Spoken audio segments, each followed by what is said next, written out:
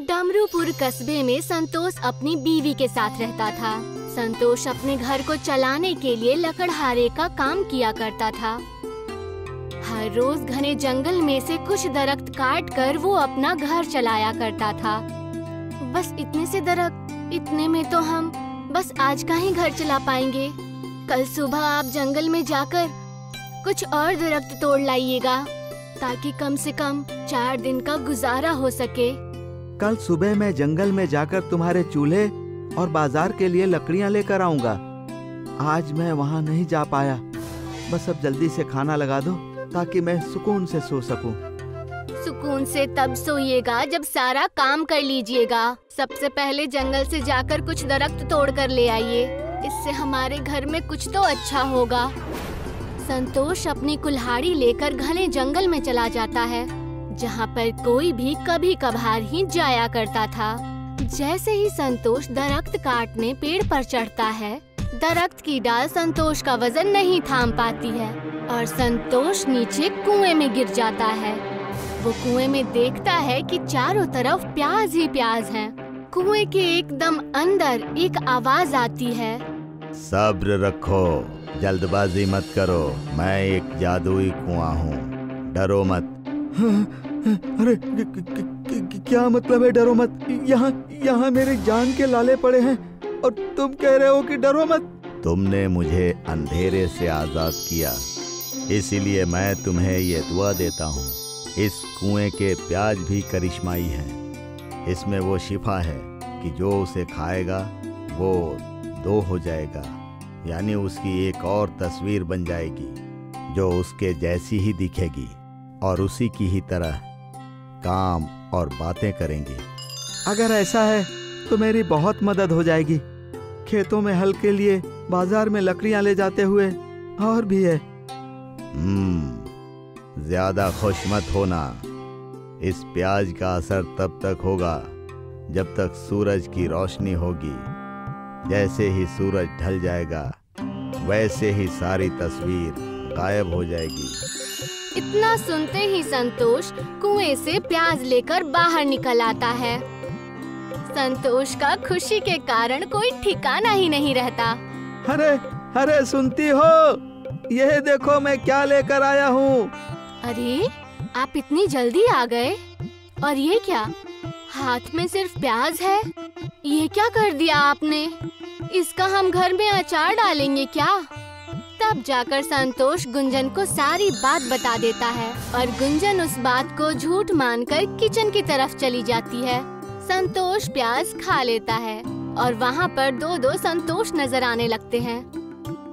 अरे गुंजन ये देखो, मैं सच में 2 हो गया हूँ। हे भगवान, मुझे तो चक्कर आ रहा है। ये कैसे? ये कैसे सच हो सकता है?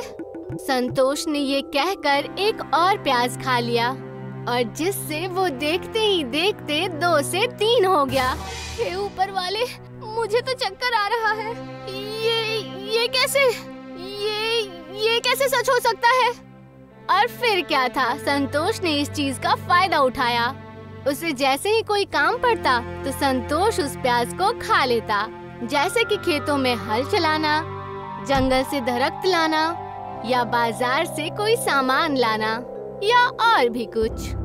सुनिए जी, आज तो आप 2 प्याज खा लीजिए। आज हमारे खेतों में बुआई करनी है और बाजार से खाद भी लेकर आना है।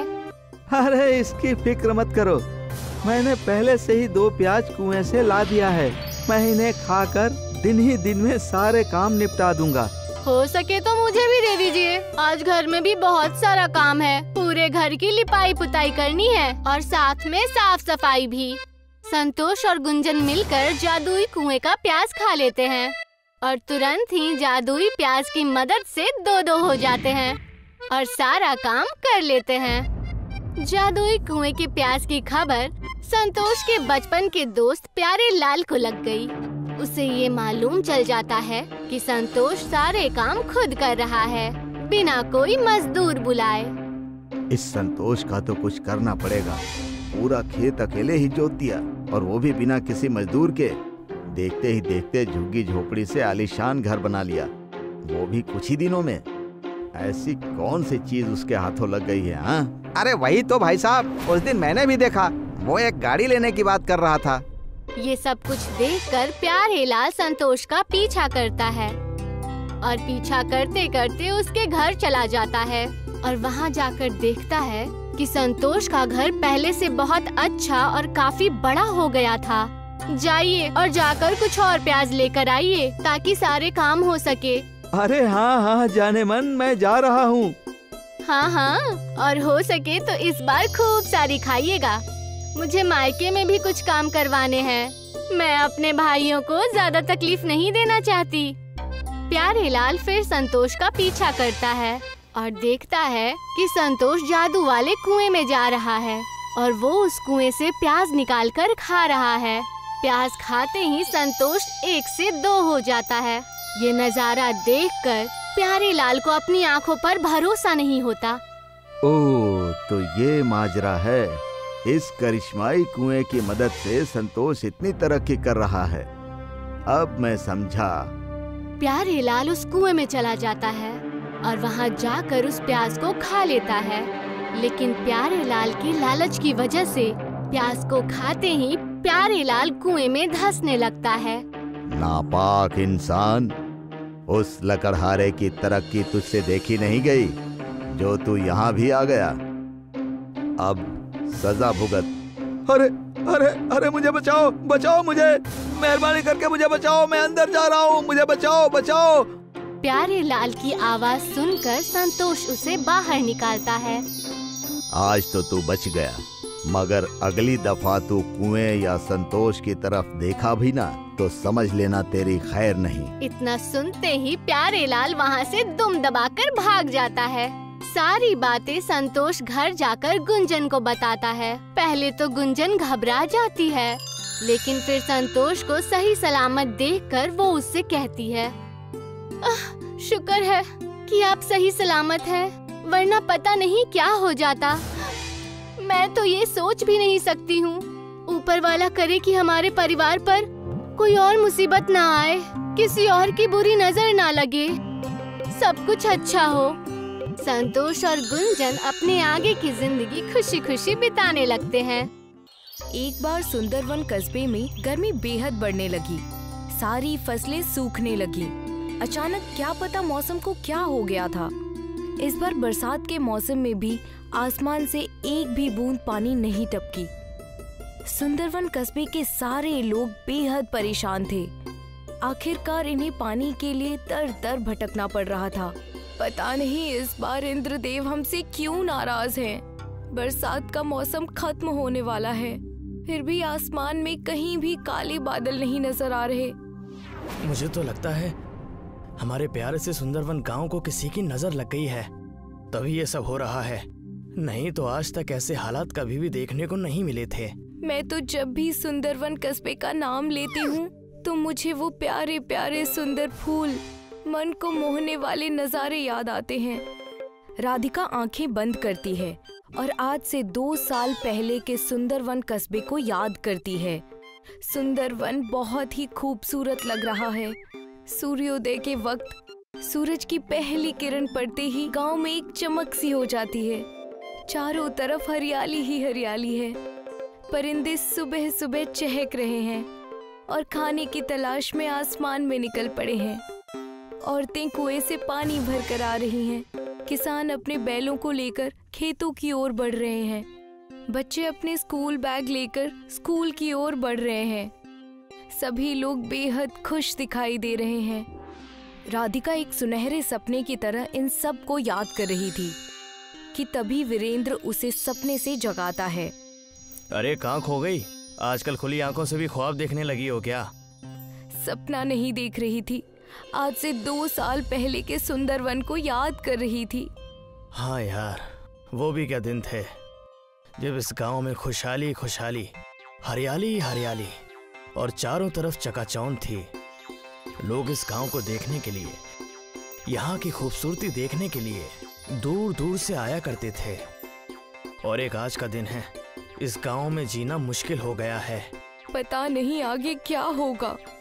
फसलें सूख जाने से पूरे कस्बे में अनाज की किल्लत है। किसी के भी घर में इतना राशन नहीं बचा कि वो 1 महीने तक भर पेट खाना खा सके। तुम 1 महीने की बात कर रही हो? हमारे घर में तो ऐसी हालत है कि 1 हफ्ते तक का राशन भी ठीक से नहीं बचा है। मुझे ही पता है कैसे मेरे अब्बू और अम्मी खुद को भूखा रखकर हमारा पेट भर रहे हैं। हे मालिक, हमारी मदद कीजिए, नहीं तो भूख के कारण हमारा ये सुंदर वन शमशान घाट में तब्दील हो जाएगा। मुझे लगता है हमें इस परेशानी को दूर करने के लिए हमें अपने गांव में एक हवन करवाना चाहिए। हाँ, यही सही रहेगा। वीरेंद्र और राधिका कस्बे में जाकर सभी लोगों को हवन के बारे में बताते हैं। सूखे की परेशानी को देखते हुए सभी लोग हवन के लिए तैयार हो जाते हैं। गांव में भगवान के मंदिर के सामने एक बहुत बड़ा हवन किया जाता है। हवन खत्म होने पर इस कस्बे में एक साधु बाबा आते हैं। भिक्षाम देहि माहि। साधु बाबा एक एक करके सबके दरवाजे पर जाते हैं। हे माई, ये साधु कई दिनों से भूखा है, कुछ खाने के लिए दे दो। बाबा, घर में तो कल रात से चूल्हा नहीं जला है। मैं एक दिन छोड़कर एक दिन खाना बनाती हूँ क्योंकि घर में उतना राशन ही नहीं है।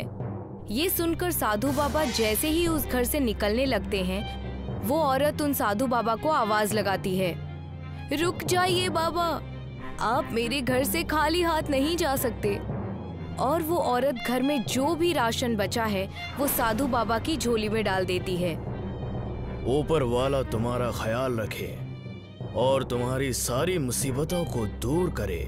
साधु उस औरत को ढेर सारी दुआएं देकर और भिक्षा लेकर वहाँ से दूसरे घर की ओर चले जाते हैं। साधु को एक कुटिया दिखाई देती है जिसमें एक खानदान खाना खा रहा होता है। भिक्षाम देहि। साधु की आवाज सुनकर खानदान का मुखिया बाहर आता है और उन्हें अपने हिस्से का खाना दे देता है। साधु उस मुखिया के हिस्से की 1 रोटी खाते हैं, पर उससे उनका पेट नहीं भरता। साधु के चेहरे पर खुशी न देखकर खानदान का मुखिया घर के अंदर जाता है और अपनी बीवी का खाना लाकर भी साधु बाबा को दे देता है। साधु बाबा ये 1 रोटी और खा लेते हैं, पर इससे भी उनका पेट नहीं भरता। हे नेक इंसान, तुमने ये अधूरा खाना खिलाकर मेरी भूख को और भी ज्यादा बढ़ा दिया है। ये लीजिए बाबा, आप मेरा भी खाना खा लीजिए। ये लीजिए साधु बाबा, आप मेरे हिस्से का भी खाना खा लीजिए और अपनी भूख मिटा लीजिए। साधु बाबा ये सारा खाना खा लेते हैं और इस खानदान की सेवा भक्ति को देखकर इन्हें ढेर सारी दुआएं देते हैं। हे नेक इंसान, मैं तुम्हारी इंसानियत और नेक दिली देखकर बहुत खुश हुआ और दंग रह गया हूँ। तुमने और तुम्हारे खानदान ने खुद को भूखा रखकर आज मेरा पेट भरा है। ऊपर वाला तुम्हारा ख्याल रखे, तुम्हारी सारी मुसीबतों को दूर करे। साधु बाबा इन्हें दुआएं देकर अगले दरवाजे की ओर बढ़ते हैं। ऐसा करते करते साधु बाबा पूरे सुंदरवन कस्बे में घूमते हैं और भिक्षा मांगते हैं। देखते ही देखते शाम हो जाती है और साधु बाबा उस गांव से चले जाते हैं। कस्बे के सभी लोगों के पास जो भी कुछ था वो सब कुछ उन्होंने साधु बाबा को दान में दे दिया। अब किसी के पास अगले दिन खाने के लिए एक निवाला भी नहीं बचा था। पर जैसे ही सुबह होती है और सूरज निकलता है तो सुंदरवन कस्बे के नजारे को देखकर सभी लोग हैरान रह जाते हैं, क्योंकि कस्बे के एक तरफ से पानी की नदी और दूसरी तरफ से चावल की नदी बहने लगी है। हाँ, ये तो सचमुच में ईश्वर की कृपा हो गई गांव पर। सभी कस्बे वालों ने एक नदी से पानी और दूसरी नदी से चावल लिए और कस्बे में एक बहुत बड़ी दावत रखी गई। एक समय की बात है, दक्षिण भारत के एक छोटे से गांव में सरस्वती अपने बेटे चिन्मय के साथ रहती थी। सरस्वती के शौहर का 10 साल पहले इंतकाल हो गया था। तब से सरस्वती गांव में छोटे मोटे काम करके अपना और अपने बेटे का गुजारा करती थी। अब चिन्मय लगभग 15 साल का हो गया था। अम्मा, मैंने एक काम ढूंढ लिया है। कैसा काम? लकड़ियाँ काटने का काम। पर बेटे, उसके लिए तो तुमको जंगल जाना पड़ेगा। हाँ माँ। जंगल में जंगली जानवर भी होते हैं बेटे। अगर तुम्हें कुछ हो गया तो मेरा क्या होगा? अम्मा ऐसा कुछ नहीं होगा, आप फिक्र मत कीजिए। मेरे साथ और भी लोग जंगल जाने वाले हैं। और ये देखो मेरे पास कितनी बड़ी कुल्हाड़ी है, कोई जंगली जानवर मेरे पास भी नहीं आ पाएगा। अपना ख्याल रखना बेटे। हाँ अम्मा, आप फिक्र मत कीजिए।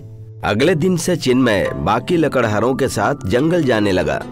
लकड़हारों ने उसे लकड़ियां काटने सिखाया। वो भी जल्दी जल्दी काम सीख रहा था। ऐसे ही कई दिन बीत गए। बरसात के मौसम में एक दिन चिन्मय अकेले ही जंगल आ गया। वो लकड़ियां खोज रहा था। सारी लकड़ियां गीली थीं। ये सब तो गीली लकड़ियां हैं, थोड़ा आगे चलकर देखता हूँ। चिन्मय घने जंगलों में पहुँच गया। वहाँ अचानक उसे किसी के रोने की आवाज आने लगी।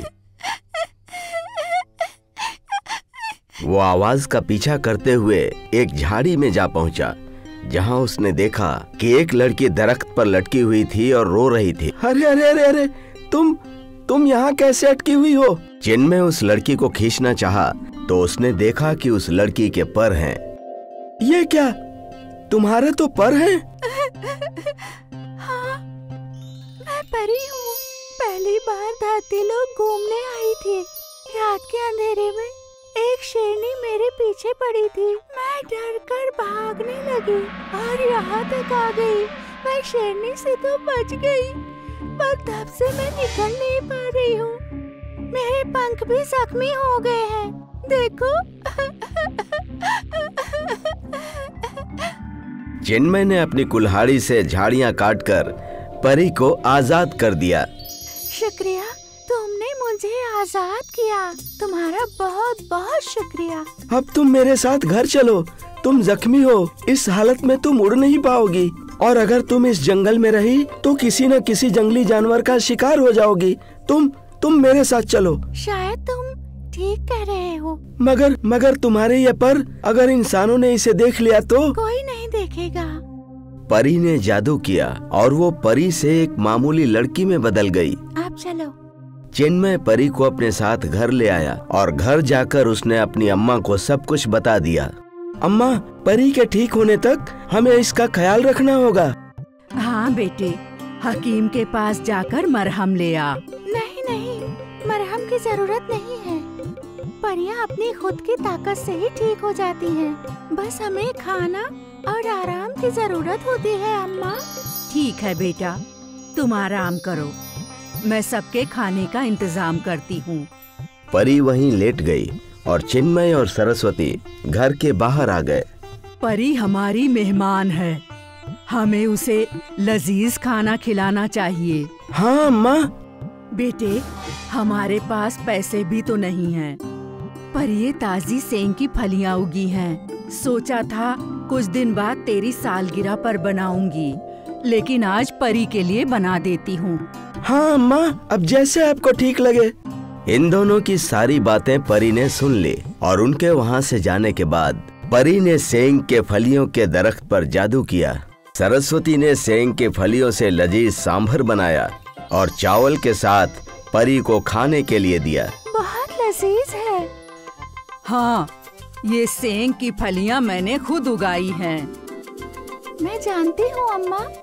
परी ने खाना खाया और उसकी ताकत बढ़ गई। फिर उसने खुद ही अपने घावों को पूरी तरह भर दिया। अब मैं बिल्कुल ठीक हूँ और परी लोग लौट सकती हूँ अम्मा। आप दोनों ने मेरी बहुत मदद की है, शुक्रिया। ये हमारा उसूल है बेटा। अम्मा, मैं आपको कुछ देकर जा रही हूँ, आप इसे कबूल फरमाइए। आपकी सेंग के फलियों के पेड़ करिश्माई बन चुके हैं। आप जितनी बार इन सेंग की फलियों को निकालेंगी, ये उतने बार उगेंगे। अब जितनी मर्जी उतना सांभर बनाकर खाइए। शुक्रिया चिन्मय, तुम बहुत अच्छे हो। परी उड़कर वहाँ से चली गई। सरस्वती और चिन्मय बाहर आए और उन्होंने कुछ सेंग की फलियां तोड़ ली और वापस वहाँ नई फली उगाई। यह देखकर दोनों बहुत खुश हुए। अब तो हम जब मर्जी सांभर बना सकते हैं चिन्मय। अम्मा, सांभर बनाकर बेच भी सकते हैं। हाँ। चिन्मय और सरस्वती ने ढेर सारी सेंग की फलियां तोड़ ली और उन फलियों से ढेर सारा सांभर बनाया और साथ में चावल भी पकाए। मैं ये सांभर चावल बेच कर आता हूँ अम्मा। सांबर चावल का डब्बा लेकर चिन्मय बाजार पहुंचा। लोग उसका सांबर चावल बड़े मजे लेकर खा रहे थे और उसे पैसे दे रहे थे। उस दिन से सरस्वती रोज सेंग की फलियां तोड़कर उससे सांभर बनाया करती थी और चिन्मय इन सांबर चावल को बाजार में बेचता था। जादुई सेंग की फलियों से बना सांबर और चावल चिन्मय और सरस्वती के गुजारे का जरिया बन गया। उसके बाद सरस्वती कभी किसी के घर काम करने नहीं गए और न ही चिन्मय लकड़ियां काटने जंगल गया। अब वो दोनों सांबर चावल बेचकर ही अपना गुजारा कर रहे थे।